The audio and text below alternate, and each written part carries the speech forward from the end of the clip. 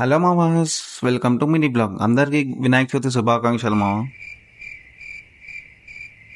ఇక్కడ కనిపించే కాదని మనకు కాదు మామ, ఇంట్లో వినాయకుడికి. ఇక నేనైతే బయటికి వెళ్ళిపోయి మా ఇంట్లో మట్టి గణపతిని తీసుకొచ్చాను మామ. ఎలా ఉందో మీరే చెప్పండి. ఇక మా వాళ్ళైతే ఇంట్లో వాళ్ళ ఫ్యామిలీ వాళ్ళందరూ కలిసి పూజ చేసే మామ. ఇక ప్రసాదాలు అనేవి దేవుడికి పెట్టేసి మా ఇంట్లో అయితే ఈ విధంగా మేము సెలబ్రేట్ చేసుకున్నాం మామ ఇయర్ వినాయక చవితి. ఇక అదే రోజు ఈవినింగ్ అయితే మా గల్లీలో మేము అన్న వాళ్ళం అందరం కలిసి వినాయకుడు పెట్టేసాము. మేమైతే ఇక అక్కడికి వెళ్ళిపోయాం అనమాట.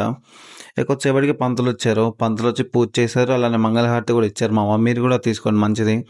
నేనైతే గణేష్ దీక్ష తీసుకున్నా మామ, ఈ 11 రోజులు నిష్టగా ఉందామని చెప్పి. Hey, Bila, you changed, Bila. ఇక మా గణేష్ దగ్గర మేము 5th డే రోజు అన్నదానం పెట్టుకున్నాం. దాని ముందు రోజు నైట్ మా వాళ్ళందరం కలిసి గిన్నెలు తోముతున్నాం మామ. ఇక నెక్స్ట్ డే రోజు అన్నదానం రోజు అయితే వంటలు అనేవి స్టార్ట్ అయిపోయినాయి.